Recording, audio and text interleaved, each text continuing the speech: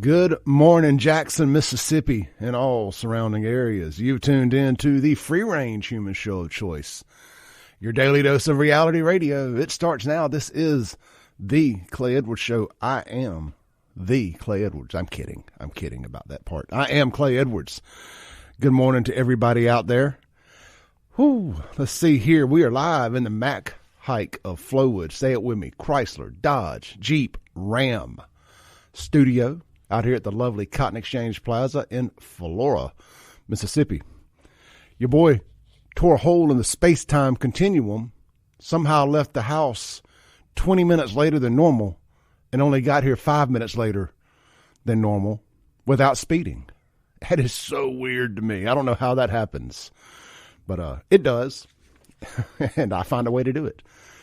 Anyway, man, I went out last night with a couple buddies, and I use the word go out very loosely at my ripe old age of 45. But we just went out, had dinner, a couple drinks, just chopped it up for a couple hours. I think what was going to be like an hour turned into me not getting home to almost 10 o'clock last night. But, hey, that's how it goes sometimes when you're hanging out with good buddies and good company and good conversation and all that. And we just got to talking. Well, real quick, before I go any further on that, if you guys want to chime in this morning, the SaveJackson.com cell phone phone line here in the studio, that's SaveJXN.com phone line here in the studio, is 601-879-0002. The Guns and Gear text line is 769-241-1944. And let's see here. As I was saying about dinner last night, man, we're just sitting around chopping it up, and we're talking about just a lot, men of a certain age type stuff. We're all 42 to 45 years old, 43 to 45 years old, somewhere in that neighborhood. There was a TV show that came on TNT with Scott Bakula. You know, y'all know that other show he was in where he was a time traveler or whatever. Anyway, he was in this, and it was called Men of a Certain Age. Now, when it was out, I was in my early 30s, but it was about men in their early 40s or mid 40s, kind of going through the phases of life and the midlife crises and all that fun stuff. So I always think about that movie or that TV show. I'm sure it's available on one of the streaming services. I highly recommend it. It's called Men of a Certain Age. And we're just sitting back talking, and we're talking about kind of what would we do different in our lives. And I say, there's clearly some mistakes. Clearly some mistakes that I've made along the way. But I don't know if we all just say this for the peace of mind, because you can't change things. You can only learn from them once you've done it. Would you change anything? And I'm like, no. I mean, at the end of the day, even when I owned nightclubs and I was the biggest jerk in the world, and I felt like I was doing everybody a favor by allowing them to come party with me and spend money with me, and keep me from having to get, quote unquote, a real job. That was the arrogance. That was one of the side effects of having success at a young age. And of course, as the wheels come off that, and look, I mean, God tore me all the way down. I mean, all the way down. Broke me down like a 3-piece chicken dinner on my kitchen table on a Saturday night. Gone. Broke me all the way down. And I had to rebuild. I think there's a quote. It's attributed to J.K. Rowling. I don't know if that's really who said it, but it says, this rock bottom is the foundation upon which I built my life on. And I get that.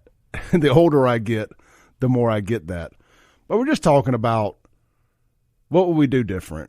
And at the end of the day, there's no way that I could be here doing this now and talking to you guys and girls out there like I do now if I hadn't had to go through the struggles, if I hadn't walked through the fire, if I hadn't made all those terrible decisions, because it's given me a lot of great stories to tell. Some I can't tell on the radio, but it's given me the ability to talk to other people who are going through those things, and I can see it because, once you've gone through it, you see when other people are going through it. And I think it does a lot of you guys out there good. At least y'all tell me it does when I meet you in public, that I don't really want to call it my testimony because I've never pieced it together as a quote unquote testimony in one sitting. But I think it helps for people to know that other people have gone through what they're going through and gotten to the other side. And that's where I'm at. And look, there's things that I'm going through right now that I look at people who have gone through those same things and thinking to myself, well, I know how bad it was for them when they were going through this fire. So, and they're doing great now. So even throughout life, I mean, like, you know, it's no secret I'm going through a divorce. That ain't fun. that is not what I wanted to be doing, you know, and it's nobody's fault. It just is what it is. You know, no blame to go. Let me rephrase. Probably enough blame to go around both ways, but it's no one thing, no one person's fault. But it's no less painful to go through. So, I mean, we were just talking about all that, and I just thought it was a good conversation. And somewhere along in that conversation, we came across like peace of mind. Like, what are you? When is it okay just to say okay and tap out of something just for peace of mind? Like, you know, you tried, and this goes back to what we talked about. Was it Monday or Tuesday? About sometimes it is okay to quit. Sometimes it is okay not to be loyal. You quit something that is bringing you misery.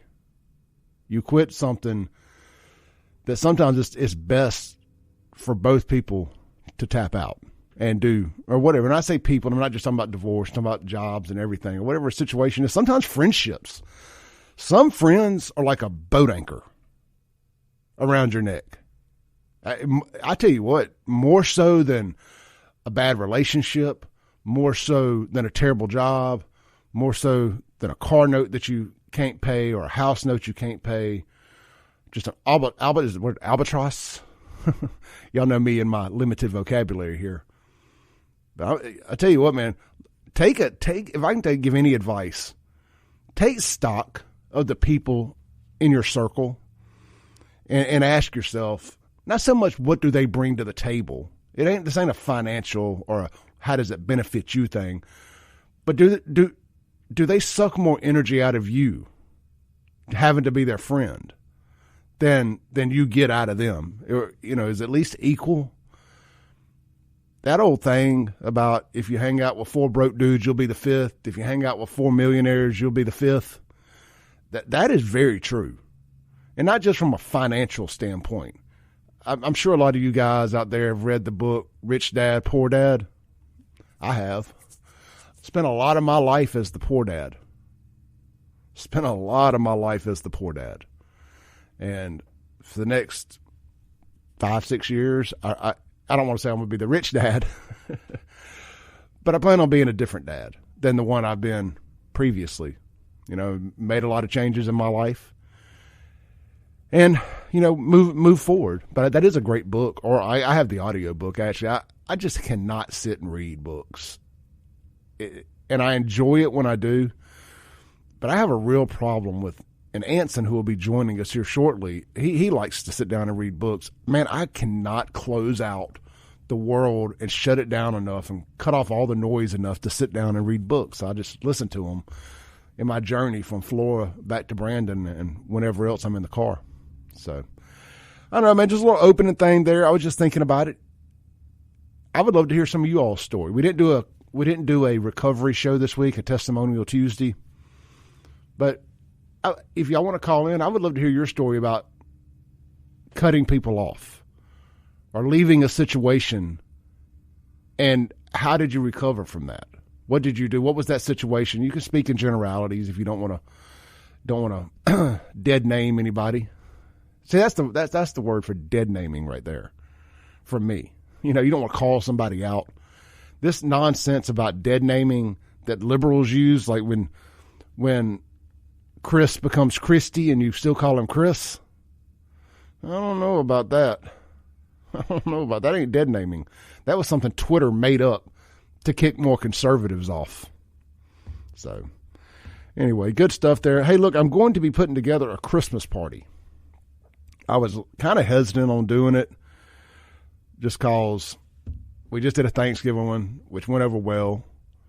And I'm like, man, I really want to try to get everybody together again for the holidays. But after sitting there talking with my boys last night, I think everybody's on board. So I'm going to work on the logistics of that today. If anybody wants to sponsor the Christmas party, hit your boy up, Clay at WYAB.com. I would love to get some door prizes and stuff to give folks and get you some promotion here on the radio. Gonna have a really good time. And I'm trying to line somebody up, one of our friends that do acoustic stuff, to come and play. So I'm going to put it together. It's going to be a party, not just a get-together. All right. I know I've just rambled, but, hey, it is the Clay Edwards Show, and I'm allowed to do that. We're going to come back from a break real quick. And I want to, before we get into it with Anson, I want to talk a little bit about this Kanye, Donald Trump, Tim Pool. What is going on with Kanye West? Is it 4? Everybody likes to talk about 4D chess. Is it 4D chess, or is he just losing his mind in front of all of us? And I tend to lean that direction. All right, this is the Clay Edwards Show. We'll be right back live in the Mac Hike of Flowood Chrysler Dodge Jeep Ram studio. And rules when necessary. Welcome back in to the Clay Edwards Show. This segment is going to be brought to you by Acme Pizza and Daiquiris. Man, look, get out there, Fannin Mart on the res, and try Acme Pizza and Daiquiris, owned by good old buddy and a former somewhat co-host here, Chip Matthews, the unofficial mayor of Canton, Mississippi. Man, look, get out there, try some great pizza. They got the deep fried pizza. They've got pasta. They have 12 different specialty pizzas, and I talk about it all the time. They have great mozzarella sticks, too, by the way. And they have the Willow flavor. You can put up to 3 different specialty pizzas on one pie, try it up, mix it up, flip it, flop it, drop top it, however you want to do it. And good stuff there. They open daily, 4 p.m., full bar. They have 9 different frozen daiquiris in the cool frozen daiquiri machines, kind of that New Orleans, Bourbon Street kind of vibe, before when it was still safe to go to Bourbon Street. And they have a full bar, a lot of high-end bourbons, stuff of that nature. So get out there, see them. Daily, open daily at 4 p.m., available for delivery, takeout, or dine-in. That's Acme Pizza and Daiquiris. All right, as promised, I want to play this clip real quick of Kanye West storming out of the Tim Pool show. I seriously think that Kanye has some we're watching a mental breakdown right in front of our eyes. Been extremely unfair to you, I think. Who is they, though? We can't say they is, can we? Press. I'm not using I don't use the word as the way I guess you guys use. I'm talking about. And the word they're talking about is Jew. That Kanye wants to talk about Jews. And Tim Pool doesn't want him talking about Jews on his show, even though he invited him on his show knowing what he was going to talk about. Though, isn't it? I mean, because because when you think about it, consider it. In 2018. What do you mean it's not? What do I mean? Like, okay, so how about, are you leaving? Are you afraid of the press? He's gone. I'll say it right now. You guys want to bring that stuff up? And then have think the we're not going to have a conversation? Like, have the discussion. Like you think he's going to come in here and say, here's my pain, here's my suffering. I'm going to say, I hear you. And then he's going to say, and it was Jewish people. And I'm going to be like, okay, but don't you consider, so I'm not going to do this. I refuse. All right. So, and I'm just using this as an example. He took Milo and I forget the other guy's name with him to Mar-a-Lago to have dinner with Trump. And everybody's like, oh, Trump had dinner with a white supremacist and an anti-Semite and all these other things. I just think that Kanye has lost his mind. You talking about having one of the worst years ever. I think I saw yesterday or day before yesterday, his divorce with Kim Kardashian is finally over, and he has to pay $200,000 a month in spousal support to a woman that's worth $1 billion herself. What is wrong? Now, look, that could be a whole nother conversation. Maybe we'll get a divorce attorney in here one day and we can talk about some of that nonsense. But that is a whole nother conversation there.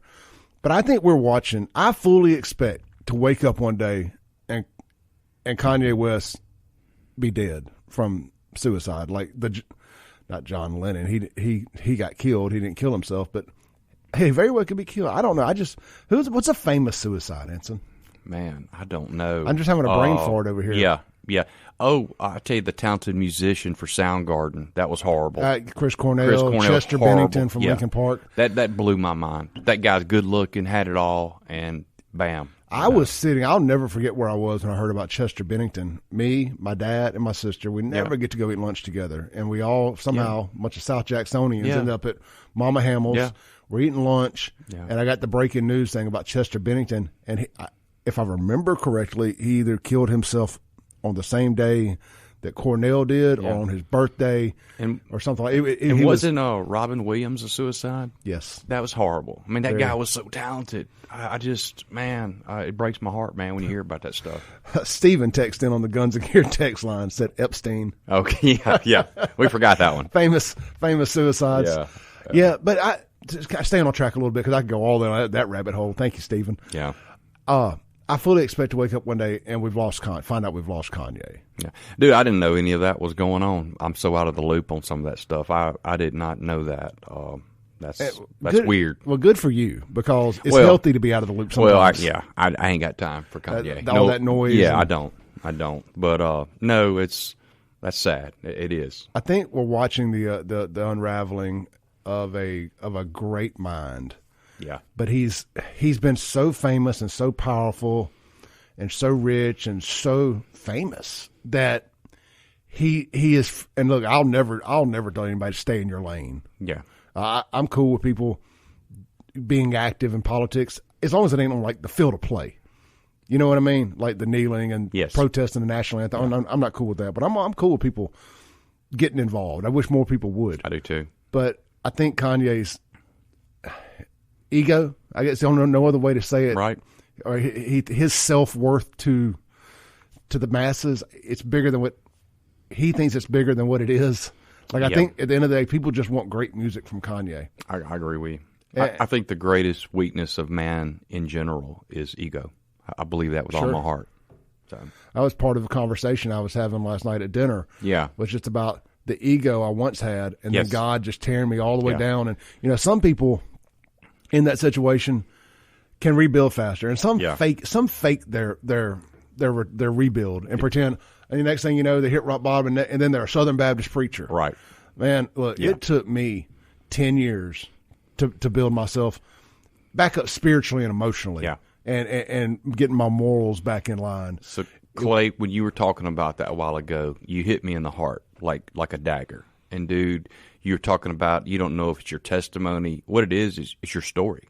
It's who you are today. Mm-hmm. And dude, you took me back in my dock rocking days, in my middle to late 20s, buying shots for the whole bar, thinking I'm somebody. Dude, I thought I was so cool, and I was such a loser. And then you're talking about, I look back at that Anson Walker, and it makes me uncomfortable. It does, because I'm so embarrassed about the way I used to behave. And then you talked about cutting ties with people that bring you down. Well, before that happened with me, people cut ties with me because I was bringing them down. And dude, you're talking about hurting, and you're talking about who do you think you are? Like I'm Mr. Defensive, and I'm all insecure because the truth hurts. Absolutely. And I was that guy. Well, I know you probably saw that meme I posted a few weeks ago. It was a picture of Garth Brooks looking befuddled, and it says, "When you find out you're the friends in low places." Yes, and I was the friend in low places. And I remember when that happened, and it was right before jail took place, and then when jail took place, that was rock bottom. Like, it doesn't get any lower than that. I was the guy, Anson, and it took me a few years to some hindsight to realize it. I was the guy that anytime somebody was going through a breakup or a life crisis or whatever, they'd call Good Time Clay. Yeah, there you go. But I never got invited to the weddings. I never got invited to any of the family type functions or any of that. But when somebody was going through strife, you were the shallow friend. Yeah. Yeah, and that was me, bro. And I thought I was King, S-H-I-T. I did. I thought, I owned the dock, so to speak, in my mind. I knew all the bartenders by first name. And what up, Trevor? What up, Kurt? Yeah. And it's sad. And dude, I can even remember looking back, and I think Kirk is an unbelievable guy, awesome guy, amazing human being. Yeah, and Trevor too. Yeah. And but I can remember Kirk, the look on his face when I was running out of money, asking, "Are you going to be able to pay this?" Like I remember that, like it was yesterday, and it was so embarrassing. And I saw Kirk. I was home on leave from the military, and I saw Kirk at what was the old rodeos? Was it Forum? Yeah, Forum. Something like that. It went to a dozen names. I met some guys. Banana Joe's. Yeah, I was back in. I'd been gone for 2 years, and I saw him up there. I think it was there, and I just apologized to him, and he said, "Anson, it's not a big deal. You're a good dude," and it meant the world to me for Kirk to say that. But I apologized profusely and embarrassed. But dude, God breaks you down. God doesn't give you anything you can't handle. I can assure you of that. And Clay, I bet you kind of like who you see in the mirror every morning, don't you? It's a lot better than it used to be. Yeah, me too. I've been on this kick this week. I decided to start sharing current and old photos and throw the Clay Edwards Show logo on just to have a good excuse to upload some old photos and kind of get a kick out of stuff. And I would go through and I was looking through old pictures, and I was like, man, I didn't like that person. And it wasn't just a physical thing. It wasn't because I was fat or anything like that. It was just I just look back and I think about where I was at that point in life, and like I was so insecure. Yeah, that's what I see when I look at a lot of those old pictures. Just insecurity. Yeah, and now I mean, I again, this is not a financial thing because we could all be doing better financially, but just a spiritual. Yeah, and I went from being insecure to being, some would say, overly confident, but it feels good to feel good about yourself. Absolutely. And again, it ain't just a physical thing. It's when you look into your own eyes, and that's one of the big things. It's a psychological, emotional thing. Yeah, that's one of the big things about my platform that people can talk about. Is this, it's that, but it's about accountability. Yeah. And being able to say I screwed up and look in the mirror, and nowadays I can look in the mirror and say, I tried. Yep. I tried my best, win, lose, or draw. I'm never happy with failure, but I can comfortably say that if I failed, it wasn't from a lack of effort. Absolutely. Absolutely. Right. Let's take a break, come back, and let's get into our Walker Lifestyle segment. This is the Clay Edwards Show. I'm joined by Anson B. Walker with thewalkerlifestyle.com and the Walker Lifestyle apps available on the Google Play Store and the Apple iTunes Store, or whatever they call it now. We'll be right back on 103.9 WYAB. Thanks for listening. Tune in tomorrow at 7 a.m. as the Clay Edwards Show discusses all that is going on in and around the city of Jackson. This concludes our broadcast day. Right here on 103.9 WYAB.